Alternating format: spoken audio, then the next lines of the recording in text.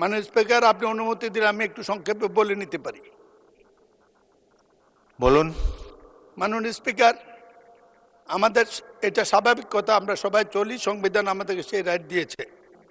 কুমিল্লা কালকে আমি ছিলাম, কালকে একটি দুঃখজনক ঘটনা ঘটেছে। একজন সরকারি কর্মকর্তা কাস্টমের নবী দেখার মতো তাকে সরকারি ডিউটি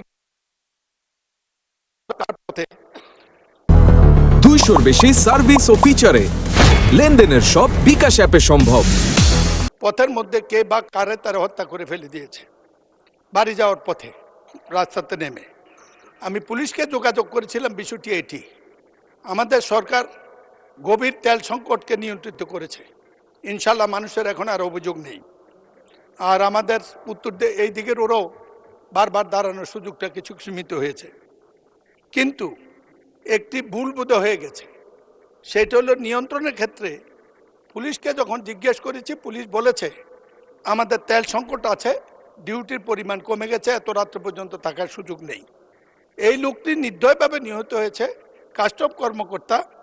কুমিল্লা মানুষ তাকে পছন্দ করে। কালকে এই মৃত্যুর ঘটনা আলোড়ন সৃষ্টি করেছে। পুলিশ বলেছে তাদের তেল সংকট আছে, তেল নাকি রেশন হয়েছে। পুলিশকে তেল রেশন না করলেও আমি মনে করি অসুবিধা হবে না। এমনি আইনশৃঙ্খলা পরিস্থিতির উন্নতির দিকে আমি স্বরাষ্ট্রমন্ত্রী এখানে নাই, মাননীয় প্রধানমন্ত্রীর দৃষ্টি আকর্ষণ করব।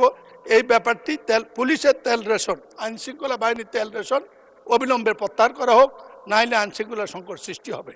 এতে আমাদের জনগণের নির্বিঘ্নে চলাচলের সমস্যার সৃষ্টি হয়। ধন্যবাদ মাননীয় স্পিকার। মাননীয় সদস্য, আচ্ছা, মাননীয় সংসদ নেতা কিছু বলতে যাচ্ছেন। মাননীয় স্পিকার, আপনাকে ধন্যবাদ। মাননীয় সংসদ সদস্য, আপনি যে কনসার্নটি এক্সপ্রেস করেছেন, মাননীয় স্পিকার, মাননীয় সংসদ যে কনসার্নটি এক্সপ্রেস করেছেন, এই বিষয়টি এরই মধ্যে আমরা অ্যাড্রেস করেছি। পুলিশ সহ এমার্জেন্সি বাহিনী যারা আছে, পুলিশ হোক, অ্যাম্বুলেন্স হোক, ফায়ার ব্রিগেড, এই জাতীয় যারা আছে, তাদের উপর থেকে এই যে এম্বার্গোটা ছিল এটা সরিয়ে নেওয়া হয়েছে। এটা আরও 2 দিন আগে এই সিদ্ধান্তটি আমরা গ্রহণ করেছি, 2 দিন আগে এটি ক্লিয়ার করে দেওয়া হয়েছে। কাজে আশা করি ইনশাল্লাহ এই সমস্যা আর হওয়ার কথা না। ধন্যবাদ মাননীয় স্পিকার।